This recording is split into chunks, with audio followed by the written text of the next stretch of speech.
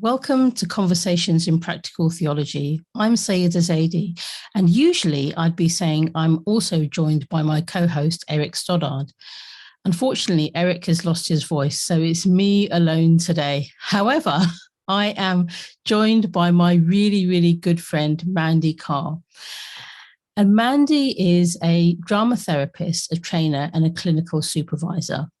Previously, she was a senior lecturer in dramatherapy, and she's recently submitted her thesis. Congratulations, Mandy. Thank you. For the professional doctorate program offered by the Cambridge Theological Federation in partnership with Anglia, Ruskin University. Her research explores religious, spiritual, faith, and belief identities within the profession of dramatherapy, and looked at implications for practitioners and their clients. She's also a trainer for Generation to Generation, which supports second and third generation children of Holocaust survivors in telling their stories in a variety of contexts.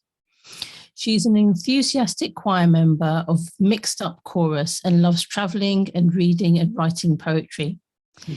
She's a progressive Jewish Liverpudlian of refugee Ukrainian and Belarusian heritage and is committed to creating meaning from the history of oppression by doing all that she can to explore and challenge it internally and externally. Wow, Mandy, in reading that out, I'm just so super impressed by everything that you're aiming to do. Oh, thank you. So welcome. It's just such an honor to be able to have you here. And I'd love to begin just by really exploring how we met. And we met at a BIAPT conference many years ago, pre-pandemic, in person. And it was just so wonderful for me to see somebody else that was in some respects different in the field of practical theology. And I kind of wonder what attracted you to the subject in the first place? Well, that's very interesting because in a sense you said the essence of it, how wonderful it was. I was equally excited to meet you and feel not quite so alone because it was such a very Christian thing, although I was made to feel extremely welcome. So it wasn't about that. But yeah, I was very excited to meet you. Well, when I was employed by Anglia Ruskin University, I was employed on the condition that I did a PhD. And I was looking around for PhDs. They had to be run by Anglia Ruskin. And my music therapy colleague, who was in the same position, said, I'm doing this amazing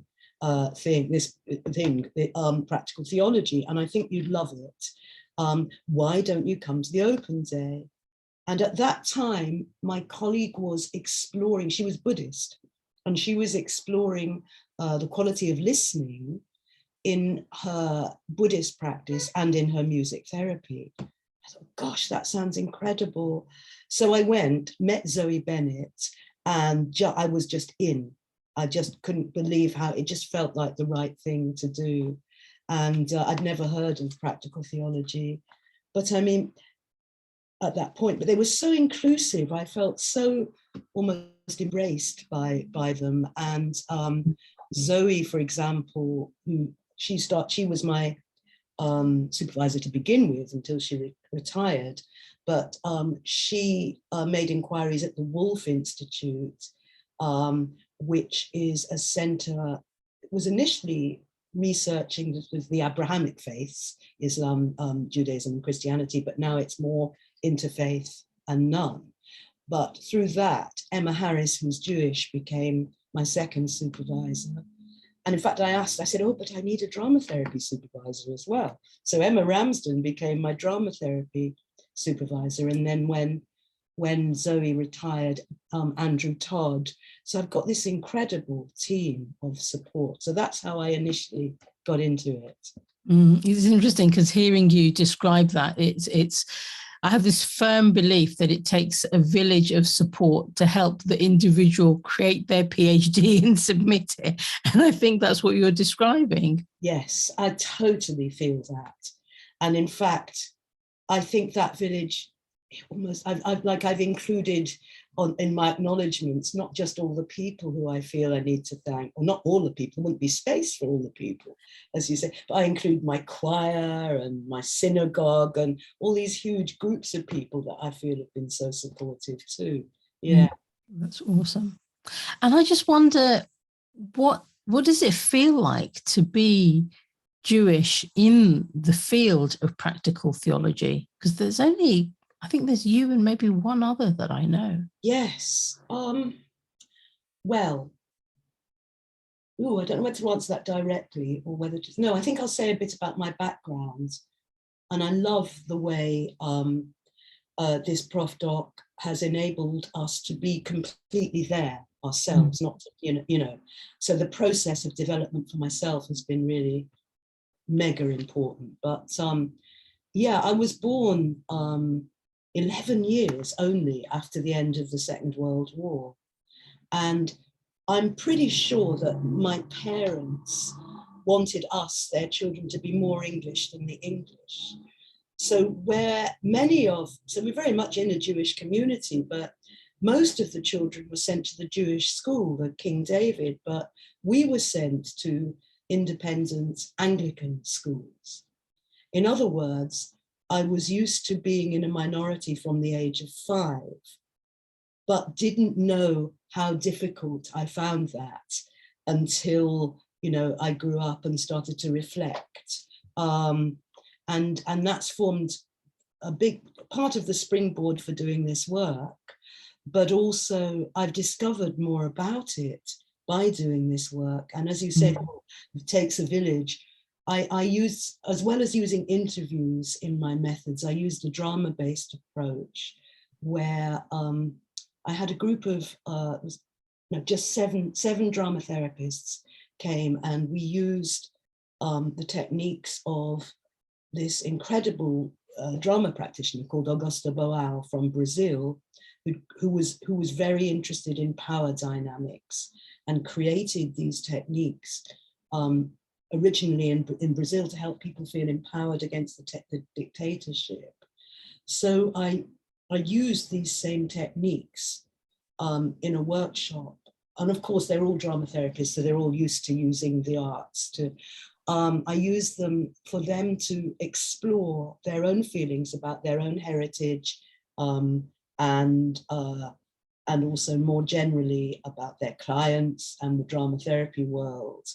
Oh, why did I start talking about that? Oh, yes. And they were all, so there were only 7, but they were all from different backgrounds. By chance, because I put out a call amongst drama therapy networks, and they were all women, and there was one Jewish person, there was one person from both, with one Muslim and one Christian parent. There were 3 very different shades of Christianity, one Buddhist, one Hindu, I think that's it. Yeah, that's 7. Wow. And it was just, and also very different cultural and ethnic backgrounds as well. So it was wonderful. Anyway, I thought, it just shows you actually, that my sort of fear of talking about my Jewishness, I would just hide it really in non-Jewish arenas. And I've, come to realize I was frightened to come out. And when I sort of did come out, difficult things often happen, but they did happen they happened if it didn't come out as well, come to think of it. But actually, many of those 7 people felt similarly. And I thought it was just about being Jewish. And of course, it wasn't just about being Jewish at all. So for example, there was a very devout Christian who said she was terrified of people in the drama therapy profession or her clients knowing, because they might think she was judging them. Gosh. And so it was just fascinating. So people were worried about and couldn't believe that given that we're therapists, this hadn't been discussed or thought about very much in the profession, and, you know, ask the questions if we're not invited to really explore our own belief backgrounds. How can we work with a client from a similar or different background? So yeah, I think that's a very long answer to the question. Yeah, but you know, there's so many different themes that are coming up in there that I think are important for us as human beings. And so for me, in a lot of the work that I do in practical theology and professionally, the focus is around answering that question of who am I and our identity. And what you're describing there in what I've heard is, you know, when you gather a group of people that are different, the commonality actually potentially is that experience of feeling like you are the other. Yes. And I realized that in my own life, that's the context I feel most comfortable in, which is in. So I was a school teacher for years, and I always worked in multicultural schools, and that felt great. You know, obviously lots of complexity, but I didn't feel comfortable in wholly Jewish backgrounds. I do more so now. So I've really worked on that, but very interesting, I think. It's fascinating that you say that, because I feel a little bit the same as well, in that, you know, when you grow up so different to the context that you're in, you know, then one would think that I would feel completely comfortable in an environment that is 100% Muslim. And I do. But there's a space of adjustment that I kind of go through as I step into the threshold of that space. And I'm realizing that, because I'm thinking, actually, who do I want to be? Who do I need to be? Who am I? All those questions that kind of percolate and come up. And I kind of suspect in some ways the same thing happens in different environments that I'm going into as well. If I know, you know, that I'm going to be the only Muslim in a particular meeting, I think partly because of how I embody my faith. And then there's the aspect of skin color and things like this. It kind of, I'm conscious and thinking, so how do I show up in a way that is present to who I am, but is also perceived as non-threatening by the people that I'm with? Yeah. Yes, that's a really, really interesting question. And also for me, it's, how can I be who I am when I'm aware of all sorts of projections other people might be making on me, but they might not.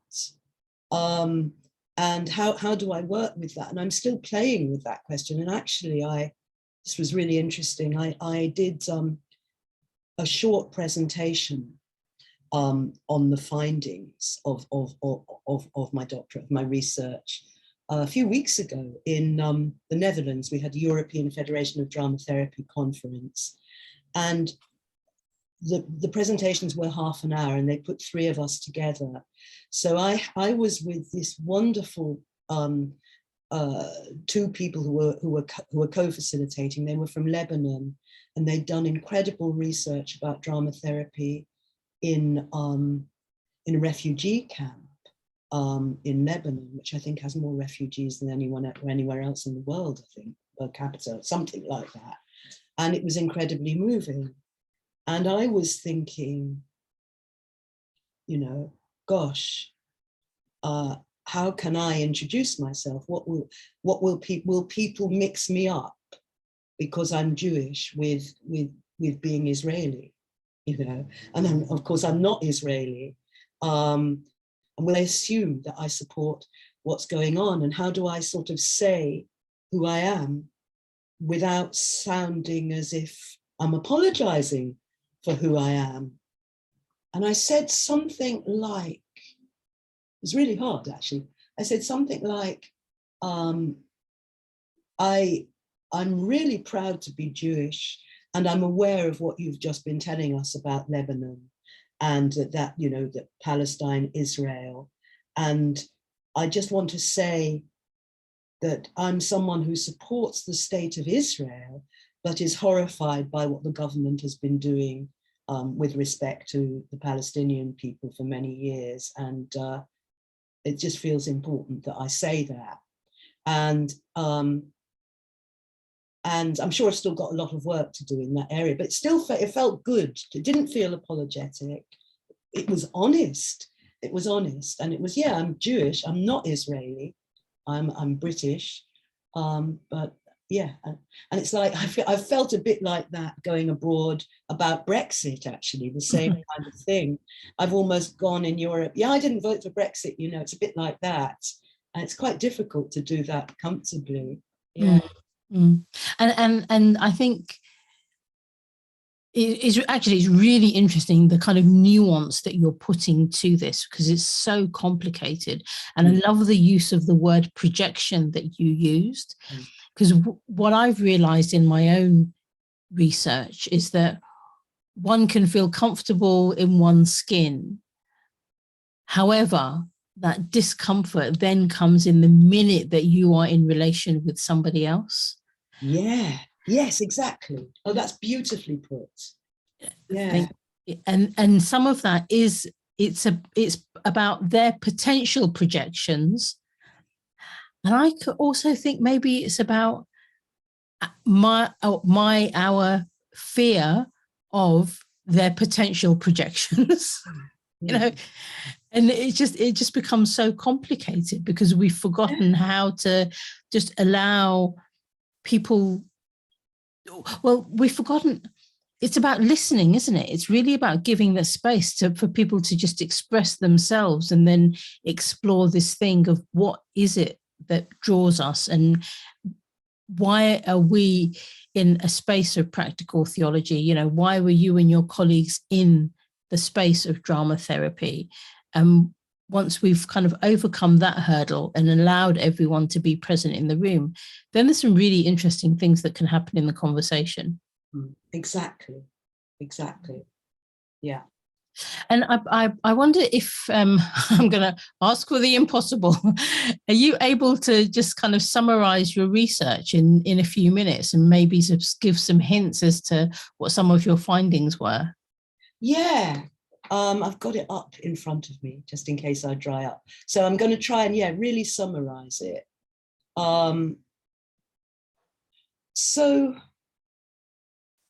So yes, as we said, it's looking at spiritual faith and belief identity in drama therapy, and what are the implications for practitioners and their clients. And that originally came from, from three things. Firstly was my own experience in my first year of training as a drama therapist. That was in 1997. And we were invited to think of just a scene from a play, just a still image, and what it might mean to us. And I immediately got from Waiting for Godot. Do you know that play? Yeah, and it's the scene where Pozzo, I think his name is dragging this slave behind him who is Lucky, and Lucky is chained to him. And I was astonished at how vivid this was. And in the group, I said, I thought this was about my Jewish identity. And I remember thinking, oh, I'm on a therapy training now. I'm going to be able to sort of talk about all this stuff. And I thought it was about my Jewish identity. I thought it was related to race as well. And that's right, because I was invited to set up the image using the actors around, and I was Pozzo, and without realizing, I'd chosen a Black student to be the slave. And it was a real shock that I had done that. And I said, what is this about? You know, I think it's about my Jewish identity, and the Exodus and the fact that we were slaves. But look, I've put someone else in a position of slavery. And, you know, what's that about? And anyway, basically, I felt that the lecturer didn't want to go there. I felt closed down. Now, it was a long time ago, what I do know is that that other student, after a year, that Black student didn't complete the training. It was a 3-year training. And that became, inclusivity became, well, was always a big thing. We have ridiculous minority, tiny minority of Black students training to be drama therapists, which, anyway. So that was thing number one. I felt closed down. Whether I actually was closed down, who knows? But I felt that they just didn't want to go there. Didn't want to, this was 1997. They've had to go there since, I'm pleased to say. Mm. When I say they, I mean the universities. So that was thing number one. Thing number two was more recently, when I was a drama therapy lecturer. We had a drama therapy trainee, again, Black African background, and she was very, very Christian. And she felt teased. She felt very othered and teased by her fellow students, particularly. And this horrified me because I completely identified with her. And we tried to support her and we didn't succeed. And she left. And that's the, yeah. So that really has stayed with me. And then what was the third thing? Realizing in the census, the recent census, and we did a census of drama therapists at the same time, that basically drama therapists are just, it's not an inclusive profession. We are largely white, middle-class women like me, but working with quite a majority of people from different backgrounds. So there's this kind of mismatch. What on earth is going on? And also there's a lot of mistrust from some ethnic minorities of this sort of super white therapeutic profession, and I can see why, I can understand why. So there was that, and I wondered if that was equally true, that sort of mismatch with people from different beliefs or religions, including, the reason I've used those 4 words is because I think your beliefs, your values are the heart of who you are.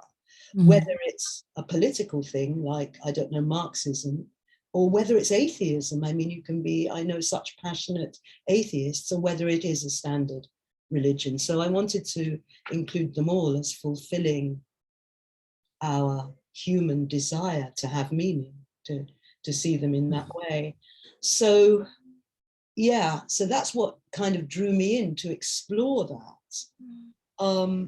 And my findings were, I'll just do this. So I did it, as I said earlier, through interviews and reading and the drama-based, and very intersubjective, because I did a piece of drama as my response to the drama that the participants did. Wow. And I had an audience, a small audience, who also responded. So there's this, yeah, responding and responding and responding, which was so amazing and exciting. And has resulted in me feeling much more connected to myself and the universe, really. But anyway, yeah, so the findings were that religion and belief, etc., are often overlooked aspects of inclusion or inclusivity. Mm. And that is one of the 10, as you know, protected characteristics in the Equality Act. And we don't do enough, but we do try and cover many, not all, but many of the other aspects. I think we ignore things like age and some of the other, but certainly religion and belief. We have an intercultural, what do we call it? Good practice guidelines, an intercultural good practice guidelines, and which was a start in that area. But it mentions the word religion twice. But it doesn't go into any detail. So first of the findings is that these things are often overlooked aspects of inclusivity, and that one of the results of that is that the mismatch between the therapists and the clients is greater, partly because I never know quite how to put this. In this kind of British culture, people seem to like quoting the census and say, oh, look, that people are getting less religious and all of this. And actually, that's not true. Certain people are saying that they're less religious, and many ethnic minorities, that there are more who are saying that they're religious. And globally, I can't remember where I got this. It might have been the World Health Association. I can't, anyway, that globally something like 85% of people say that they belong to some kind of religion. So that's really worrying, this kind of Western idea that, well, it doesn't really matter because we're a much more secular society. And I think that's partly why it gets ignored. And I think it's partly why we're not getting very far in making the profession more inclusive, because even if, I don't know, if you feel that I imagine if you feel kind of ethnically welcome, for want of a better phrase, if you don't feel religiously welcome as well, that's the whole, they're just part, you can't separate those things. That was a really interesting part of the research. Lots of people saying, I'm Christian, or whatever it is, in every bone of my body. I can't separate that from who I am. So what's happening? The other interesting thing about that finding, and I found this out just before I submitted, the British Association of Counselling and Psychotherapists have done very similar research and found exactly the same thing. So that adds weight to what we're trying to do, I think. And that's thing number one. I'll try and be a bit more. Oh yeah, and I've said this really, that if we overlook these areas, belief and faith, it's an inclusion issue, it's an equality issue. It leads to particular voices not being heard or being less heard. And what does that mean for the clients, who more of those people may come from those minorities? So, and that also, you know, and this has been written about a lot, like the Royal College of Psychiatrists writes superbly about how, you know, belief and spirituality and religion are part of our mental health. And we can't just ignore it in a mental health profession. It's an essential part of mental health.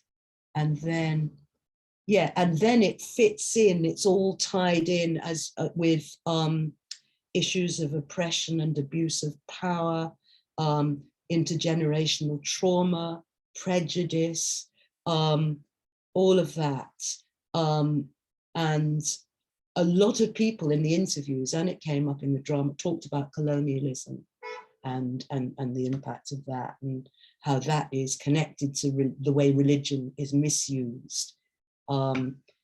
Yeah, and what came out of that is that two things that might be useful for helping the conversation, and I really want to hear more about the way you start conversations and facilitate them, are two obvious things in a way, but one is intersectionality, that it seems to make us more able to speak openly about the different parts of ourselves if we use that intersectionality model, so that I am, I'm in a privileged position as a white woman, but as a woman, I'm in a minority, etc., etc.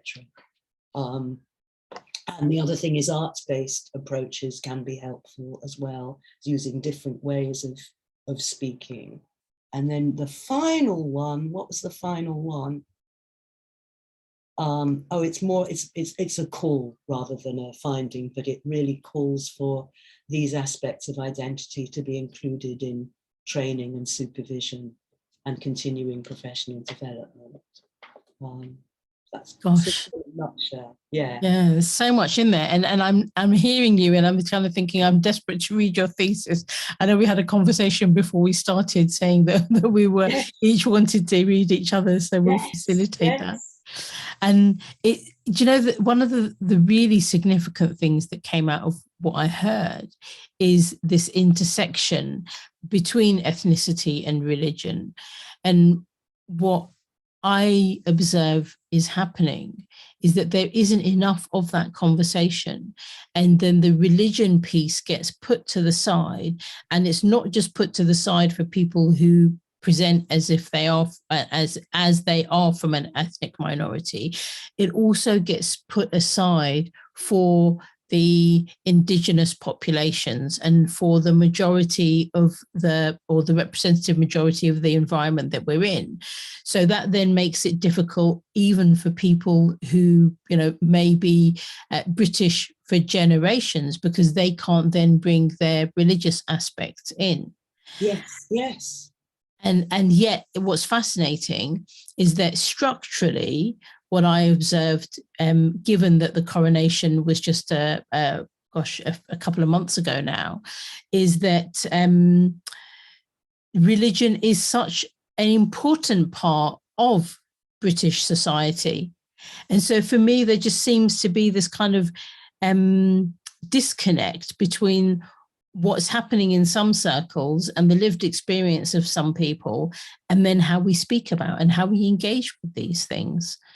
You said religion and belief and spirituality are part of our mental health. 100%. I mean, I loved it when you said that, because I think for me that's one of the things that's interesting about practical theology, where we speak about the kind of experience of having a faith or no faith, in that enough value isn't given to the mental health aspects of what a faith can do for one, but also the other pieces about what happens when you kind of have to suppress that faith in certain environments and can't show up as your whole being. Exactly. I think that's the piece that you're really highlighting quite strongly. Yes. And that I didn't even, for years, I didn't even know I was doing that, because it became so innate and automatic, which I imagine that happens to a lot of people as well. Yeah, absolutely. I mean, it's one of the things that I discovered in doing my research is how I had just become indoctrinated in certain things and never had the opportunity to pause and step back. And I know that's quite a difficult word to use, indoctrinated, but I was kind of displaying patterns of behavior that I hadn't thought about, but I just adopted because it was the norm that was happening around me. So they then become yours as well. But when you step out of that and you look in and you just think, actually, this is really not how I want to be. Yes, I relate to that very strongly. Yeah. And I suppose a question that I have, just as we wrap up, and there's so many other places that we could go to, but conscious of time, just kind of thinking, so how has practical theology helped you in your own formulation of identity? I'm so grateful to practical theology. I feel that it finally helped me respect the authenticity of my own relationship with my religious belief self. It finally, in its encouragement, helped me, challenge inwardly some of that. I don't know about, I'm not sure that the word indoctrination is right for me. Some of that conditioning, I think conditioning. I think it's a better word, yeah. That I'd had, and really, so in doing that, I'm more authentic, just more authentic, full stop, and more comfortable with who I am. And I mean, I can't believe that, I can hardly believe that I was able to do a drama piece and present it publicly, and now it's on video. I might send it. Would you like to see it? Oh, I'd love to see it. Yes, please. I'll send that to you. Thank you. Really looked at what it was like for me as a Jewish person. When it's only short, it's 15 minutes, and it goes back into childhood, and shows me in church, in my school, in the chapel, not feeling completely uncomfortable, and everybody's kneeling and I'm sitting there feeling awkward and things like that. I would never have dared to show that kind of thing before. And practical theology and my research participants as well have really helped me with that. Yeah. That's awesome. And what I'm hearing you say is that it kind of provides a space and a language for reflection in your faith as a Jewish person, my faith as a Muslim person, and actually anyone else's faith or no faith. And one of the things that I've started to write about now that I've got a little bit more confidence, having submitted my doctorate and passed and things, is the idea that in the UK, practical theology is and remains at the moment a very Christian field. And so your presence, my presence, the presence of others who are on the periphery of different faiths and of no faith or of a small Christian denomination actually are diversifying that field and bringing in some really important questions to the surface. And I think that's only a good thing. Absolutely. Yes. Yeah. Mandy, it's been a real pleasure speaking with you. I hope that we will get to speak again about some of the topics that you've raised, even how we can use drama therapy more, because one of the things I wanted to ask you about, which we haven't touched on, is the notion of embodiment and what that means. Yes. So maybe we'll get you back for a part 2, and hopefully Eric will be with us then as well. And I wish him better. And thank you so much. It's been a fascinating conversation, and I can't believe how relaxed you've helped me to feel. Thank you. Thank you, Mandy. And we'll share some links to Mandy's work in the notes for this particular podcast. Please do share it, and also tune in for another conversation in practical theology very, very soon. Take care and goodbye. Bye-bye.